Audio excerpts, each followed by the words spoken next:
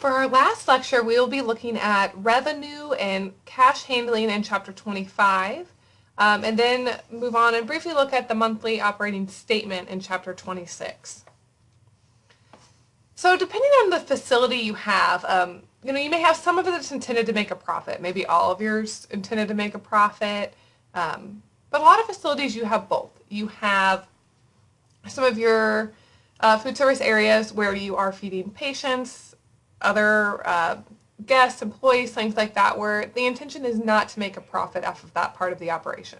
But you may have other things like a cafeteria open to the public, coffee shops, vending machines, snack shops, catering operations that run through a lot of hospitals and other areas like that do a lot of catering operations. Some internal that may not be generated or intended to generate a profit, but maybe some that is. So, if you are at a new facility, you need to really still look in what are our goals, and what areas are we expected to make a profit in. So there are several things you can look at with this. A business plan is a formal document that provides details for a proposed revenue-generating service. So business plans look very different depending on the individual business or organization that you're working with, but this business plan is really supposed to have details that you can hand to someone else that they would really understand what the goals, what the details are, what you're going to be doing for that specific venture. A profitability analysis is the financial calculation that compares cost with revenue to determine if an idea is profitable. So again, is this something that we could make a profit off of, or is cost going to be extreme and individuals wouldn't be able to pay, wouldn't be willing to pay the amount of money for this product or service to make it profitable. A break-even analysis then is that financial calculation to determine if a profit is even passable. If you look at figure 25.2 on page 460, you can see a little bit more a profitability analysis. This one's specifically looking at takeout deli trays. So again, it gives you the cost. And you have to think besides just food costs here. So obviously you have food costs, packaging materials, labor, advertising, and some things are costs that you're going to have every time you make this. There are other back end like advertising, other production needs, equipment, if you need new equipment, that needs to be included in that. So again, you're going to look at your cost and then look at the revenue and determine, all right, how many of these, for this example, to take out deli trays, how many of the trays would I need to sell before I make a profit? So you can look at that example there. Once you have a new product or idea, or, even, again, we're looking at within a cafeteria setting, for instance, and maybe you've got a new build your own sandwich or build your own salad station and you're trying to promote that, or maybe you have a new Taco Bowl Tuesday that you're doing. You want to make sure that's promoted. The first thing when you're looking at marketing and image on that, who is your target audience? Am I trying to promote this? Am I trying to bring more community members in? Is it trying to promote it to employees in my facility? What is my goal with this? Advertising in general is letting potential clients know about your services. So websites, flyers, press releases, if your audience is an internal audience like your employees or something like that, then that could be some free marketing or free advertising on some of that. If it could be internal email blasts or things like that that can be sent out to those individuals to let them know, hey, we've got this new option in the cafeteria. Menus, having those available, posted, catering, distributed menus, menus on websites. I think a lot of us would agree that even if we're looking at going to a restaurant, a lot of us are looking at menus online when trying to decide which restaurant to go to. So same thing can happen in these type of settings as well. How do you describe your food? That's a big one. Sometimes you'll see things that are very bland in description, or it doesn't accurately describe what the food is. So you want to make sure you're looking at that, how things are imagined when you describe those food. And figure 25.4 gives a little bit of insight into some of those. You can overdo it. Sometimes I'll see, a menu that's kind of cheesy with overdone, everything home style or everything kind of with an overblown product name. So obviously you have to think about that a little bit. But having that good product description so they know what to expect when they purchase that can be really helpful. Other things to think about, meal deals, discounts, if you get, the salad on the side with the sandwich, is that a discount, things like that. And sometimes those can be a way of encouraging greater volume of sales. But again, you don't want to discount so much that you're not going to make a profit. So think about those as well. You can also have loyalty programs that, people will tend to, especially for like a cafeteria or something, all right, you buy 10 salads, your 11's free or whatever that looks like. So that way you can increase that loyalty.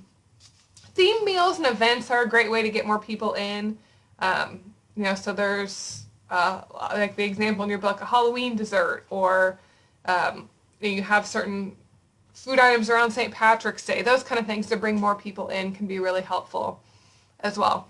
And obviously think about what you would want to see. What do you want when you're going to a cafeteria? What do your employees want? So think about that, and again, that can kind of give you some idea of what products might work well. Obviously, we have to calculate our costs for service. So detailed cost analysis is really calculating costs to determine price. And we've looked at some of this before, but determine food cost per portion, determine labor costs of these, any supply, serving cost.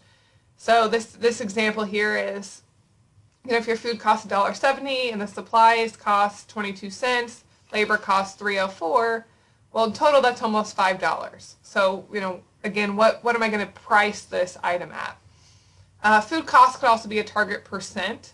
So again, we're targeting 35% food costs. A lot of restaurants will do that to then figure out what they're going to sell that for.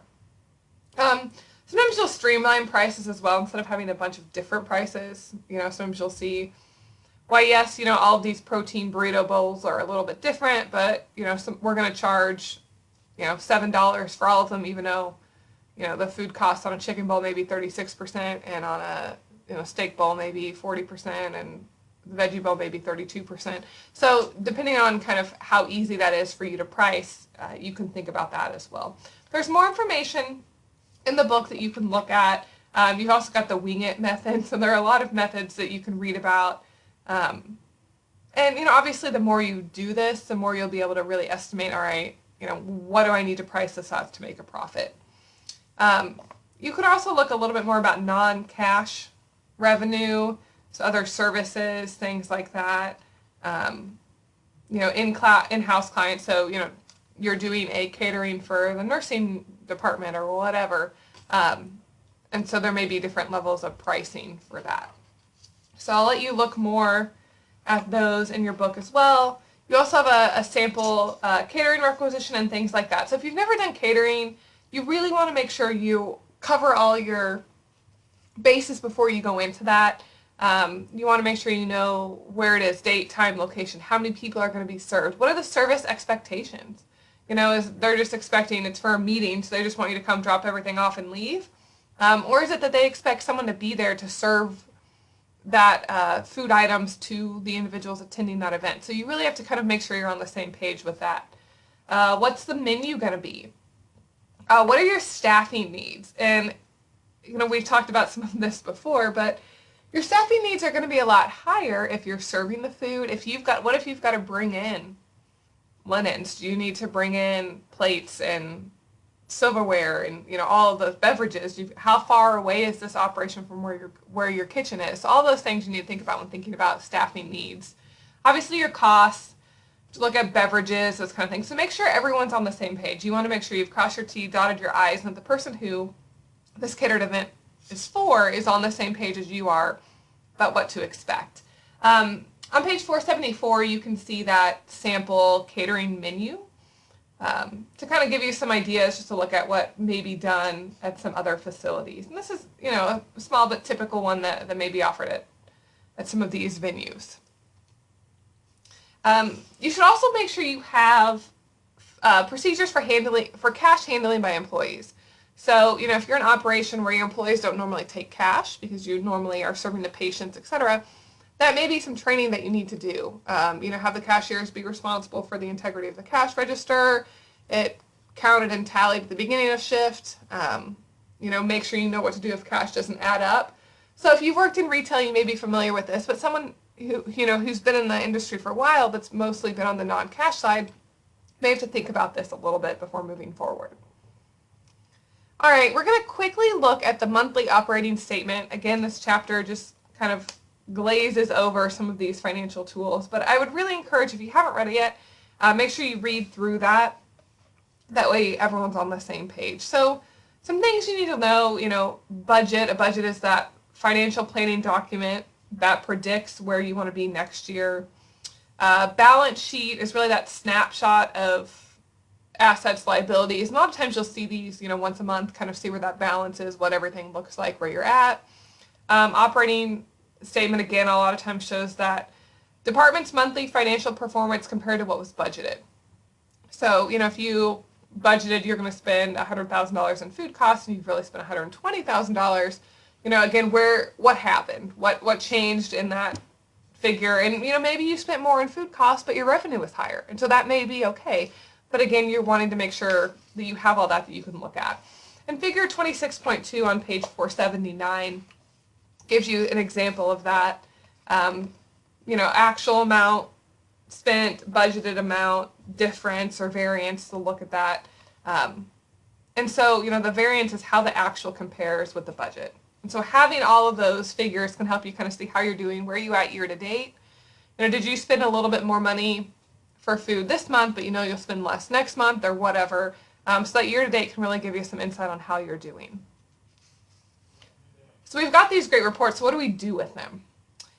So again, several things. Review how you're performing compared to the budget, any changes made this month.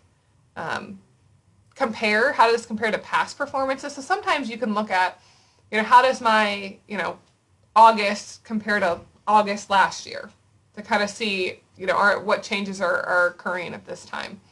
You can ask why if there's a variance, so what's going on? Did we see a large increase in food costs, but, we've increased our patient census, so that makes sense. So you want to kind of look at that. Maybe your budget for equipment repair was higher that month because you had a major repair that you had to have, but now you feel pretty set that you won't have to make any more repairs for the rest of the year. So again, there may be some reason for the variance, but, there may be other times where you need to kind of then recommend cost savings. Hey, it really looks like we're spending more on food costs than we, have been recently. The last few months is looking a little bit high. What can we do to change that? Or what do we need to do to increase revenue? So all of those things can be things you can look at, sit down with your staff and see, what is this budget telling us and what do we need to do moving forward. A sales report then can provide information about the amount of items sold compared to what you projected. So, here's what we thought we were going to sell. And sometimes you can do these even without actually the physical selling, right? This could be, hey, for our patients, we prepared, 100 soups and we only had 60 people order soups. So we had 40 left over. So again, you can kind of look at that and that can help you make your projections better moving forward. The best projections are done with more data to know what's happened historically. So you can look at that, see what you're aiming for, what you hit, etc. And figure 26.4 kind of gives you a little insight onto that. As well as on page 485, you can read a little bit more about sales for mashed potatoes, what was projected versus actual, what was the revenue, so what were you short, and what would you have made if you would have sold all of them. Again, a lot of times our cost predictions is based on census. So again, if your census is dropped, you really need to make adjustments. So you need to adjust food costs, adjust food prepared, adjust labor costs, things like that. Figure 26.5 gives you a little insight onto proactive labor adjustments. But again, these are changes. They're hard to make sometimes. But if hey, typically we've been running about 150 residents, but just recently for whatever reason, we've only been at about 130. Maybe we need to make some cost savings somewhere. So again, that can be a big thing to look at. And you can try to predict this as much as you can. Now, census often changes throughout the year. So you can look at that historically, but maybe a new facility opened up. Maybe there's a new competitor really close by. So maybe your census is going to be down for a little bit. So you have to keep those things in mind. Some things to do cost control wise. Menu can be adjusted. Limit menu items. This is one thing I see actually in a lot of restaurants with a huge menu, especially if they have items that are only used once. So I've seen at places that have, spinach and artichoke on a sandwich, but they don't sell the dip itself. And so, again, they could be selling that double, but again, instead they've got just a whole bunch of different menu items that aren't repeated anywhere, so their inventory is huge. So limit menu items and adjust seasonally based on cost can be one good idea, as well as adjusting your labor needs.